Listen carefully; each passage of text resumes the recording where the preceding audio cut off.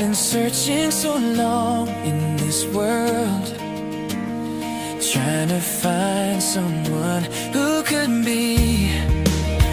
what my picture